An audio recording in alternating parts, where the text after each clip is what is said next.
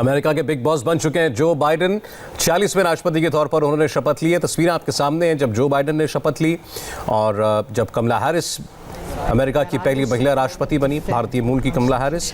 और लाइव तस्वीरें अभी भी आप देख रहे हैं। अब जो बाइडेन आपको वहां से जाते हुए दिखाई दे रहे होंगे और अभी ये कार्यक्रम अभी और आगे चलेगा। ये शपथ ग्रहण का जो समारोह कैपिटल हिल पर चल रहा था वो फिलहाल ख़त्म हुआ है और इसके बाद वो आर्लिंगटन सेमेट्री जाएंगे, वहाँ पर श्रद्धांजलि देंगे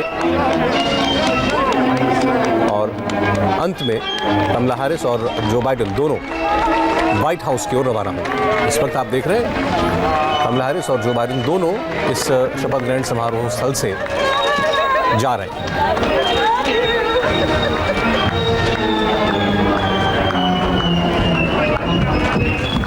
जो बाइडेन का भाषण आप कह सकते हैं कि काफ़ी सकारात्मक भाषण था, जोड़ने वाला भाषण था। उन्होंने एकता की बात की, बार बार यूनिटी की बात की। उन्होंने कहा कि असहमति होना एक सहज बात है, लेकिन हर असहमति लड़ाई की वजह नहीं होनी चाहिए। उन्होंने माना कि आज अमेरिका में के सामने कई चुनौतियां हैं, इसमें कोरोना सबसे बड़ी चुनौती है जिसने अर्थव्यवस्था को तहस नहस कर दिया है। 4 लाख से ज़्यादा लोगों की जान चली गई कोरोना की वजह से। उन्होंने कहा कि हमें देश की ज़िंदगी को वापस पटरी पर लाना होगा। उन्हें नस्लीय भेदभाव की बात की, वाइट सुप्रीमेसी की बात की, कहा कि इन सब चुनौतियों से हमें लड़ना है। उन्होंने डोमेस्टिक टेररिज्म की भी बात की, लेकिन उनके पूरे भाषण का फोकस एक ही बात में रहा, कैसे एकजुट होकर अमेरिकी समाज आगे बढ़े।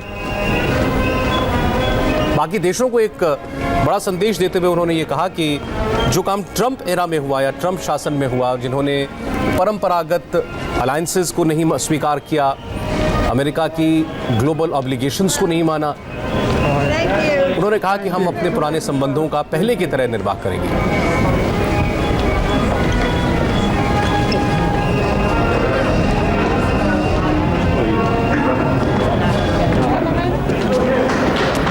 कह सकते हैं जो बाइडेन का भाषण एक भावुक अपील भी था अपने देश के नागरिकों के लिए। उन्होंने कहा कि मैं केवल उनका राष्ट्रपति नहीं हूं जिन्होंने मुझे वोट दिया, जो मेरे समर्थक हैं या जो हमारी विचारधारा को मानते हैं, बल्कि मैं हर एक अमेरिकी का राष्ट्रपति हूं।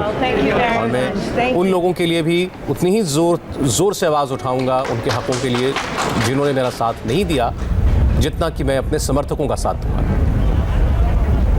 और दूसरी ओर कमला हैरिस, जिनके भारतीय कनेक्शन के बारे में तब से चर्चा है जब से वो उपराष्ट्रपति के नॉमिनेशन के लिए अपनी पार्टी में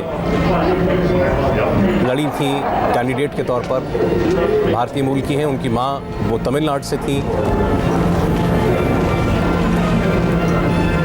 उनके पिता करीबियाई मूल के हैं और आज एक साथ कई इतिहास रचे गए हैं।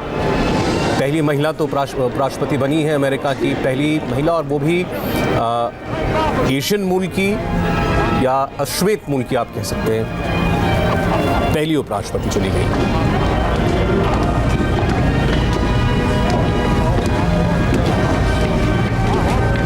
जहाँ तक भारत से संबंधों का सवाल है, 8 साल ओबामा डेमोक्रेट राष्ट्रपति थे, उनके कार्यकाल में भारत के साथ संबंध अच्छे रहे। डोनाल्ड ट्रंप आए, भारत के साथ अमेरिका के संबंध तब भी बहुत अच्छे रहे और ये संबंध जो है चाहे वहाँ सरकार डेमोक्रेट्स की रही या रिपब्लिकन्स की रही, साल दर साल बेहतर होते गए, मजबूत होते गए, प्रगाढ़ होते गए और इस बार भी यही उम्मीद की जा रही है।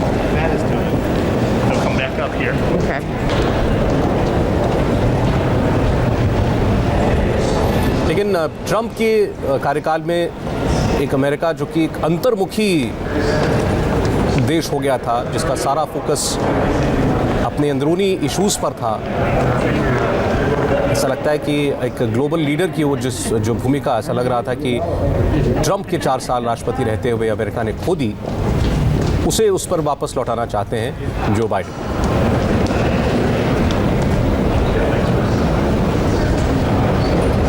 बाइडेन एक बेहद लंबे अनुभव रखने वाले राजनेता हैं।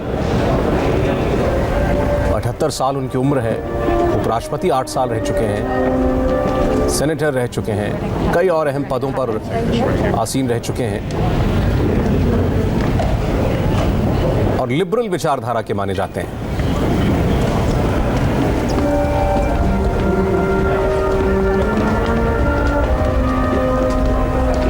उनमें से कोई ट्रंप समर्थक न निकल आए और वो कहीं कोई हंगामा खड़ा ना कर दे।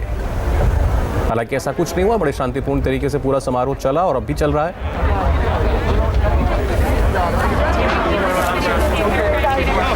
भारतीय मूल की अमेरिकी उपराष्ट्रपति कमला हैरिस भारत और अमेरिका के रिश्तों को एक नए स्तर पर ले जा सकती हैं। कैसे? आइए देखते हैं एक रिपोर्ट।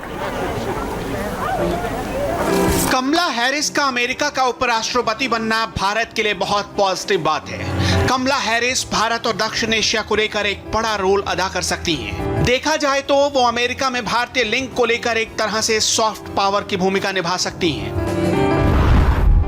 अमेरिका में भारतीयों के लिए सबसे बड़ा मुद्दा H-1B वीजा है, जिस पर डोनाल्ड ट्रंप बहुत ही नेगेटिव रहे। व्हाइट हाउस में कमला हैरिस का दखल एक बड़ी राहत बनकर आ सकती है। डोनाल्ड ट्रंप की सरकार के दौरान भी कमला हैरिस एक प्रस्ताव लेकर आई थी, जिसमें H-1B वीजा पर लगी पाबंदियों को खत्म करने की बात थी। कमला हैरिस को करीब से जानने वाले लोग कहते हैं कि वो हमेशा मानवाधिकार के लिए लड़ी है। रंगभेद से लेकर गैर बराबरी का उन्होंने अपनी जिंदगी में भी सामना किया और बाइडेन एडमिनिस्ट्रेशन में भी उनकी आवाज बुलंद रहेगी। अश्वेत अमेरिकी लोगों के लिए, खासकर भारतीय मूल के लिहाज से, वो ऐसे कई मुद्दों पर अलग नजरिया लाएंगी जिसकी जरूरत जो बाइडेन को होगी। भारत के लिए यह मुद्दा अहम है कि जो भारतीय अमेरिका में रोजगार के सिलसिले में जाना चाहते हैं, उन्हें कोई दिक्कत पेश ना आए। इसलिए अमेरिका के एक दौरे पर विदेश मंत्री एस जयशंकर ने भी कहा था कि भारत के टैलेंट को समर्थन करने वाली अमेरिका की वीजा पॉलिसी दोनों देशों के लिए मददगार होगी। वहीं विदेश मामलों में कमला हैरिस की आवाज मजबूत रहेगी। डेमोक्रेट सरकार में भी भारत और अमेरिका के सामरिक रिश्ते मजबूत होंगे, क्योंकि ऐसा बराक ओबामा के दौर से चला आ रहा है। तब उपराष्ट्रपति रहते हुए जो बाइडेन ने अमेरिका की दक्षिण एशिया स्ट्रेटेजी पर बहुत काम किया था। अब उनके प्रशासन में कमला हैरिस के होने से अमेरिका भारत की बातों को और बेहतर तरीके से समझ पाएगा। She will be able to Kamala Harris राष्ट्रपति को ये बता पाएंगी और उनके आसपास जो भी लोग होंगे वो उनको बेहतर तरीके से समझा पाएंगी कि असल में मुद्दा क्या है और वो चाहते क्या हैं, आखिर समस्या क्या है। तो ऐसे में मेरे ख्याल से वो बाइडेन प्रशासन में एक अहम भूमिका निभाने वाली हैं। मुझे याद है कि जब कॉलेज में डिबेट होती थी तो कमला पीछे नहीं हटती थी, फिर चाहे सामने वाला अपनी मौजूदगी और तेज आवाज से उनकी बातों को दबाना ही क्यों ना चाहता हो, वो अपनी बात रखती थी और मजबूती से रखती थी। डोनाल्ड ट्रंप की कई नीतियों को बाइडेन बदलने जा रहे हैं, इसमें कोई शक नहीं, और नई पॉलिसी में कमला हैरिस का दखल जरूर होगा। फिर चाहे वो ईरान से न्यूक्लियर मुद्दे पर बातचीत हो, जिससे जाहिर है भारत और ईरान के बीच व्यापार आसान हो जाएगा। वो चीन पर भी लगाम लगाएंगे और पाकिस्तान के आतंकवाद पर भी उनकी नजर होगी। इसमें जाहिर है कमला हैरिस से राय जरूर ली जाएगी। कमला हैरिस को अगर लगता है कि कोई फैसला ऐसा है जिससे अलग कोई फैसला हो सकता है, तो वो दखल देती हैं और अपनी बात सामने रखती हैं। जाहिर है कि बतौर राष्ट्रपति फैसला बाइडेन करेंगे, लेकिन वो अपनी बात उनके सामने जरूर रखेंगी। फिलहाल कमला हैरिस एक इतिहास रच रही हैं और अमेरिका में ब्लैक पॉलिटिकल पावर के रूप में उभरी हैं। साथ ही वो अमेरिका की नई सरकार में एशिया मूल, खासकर भारत की आवाज बन सकती हैं। अमेरिका में आज से बाइडेन युग की शुरुआत हो चुकी है। जो बाइडेन के आने के बाद भारत पर क्या असर पड़ेगा, इस पर एक रिपोर्ट इस ब्रेक के बाद।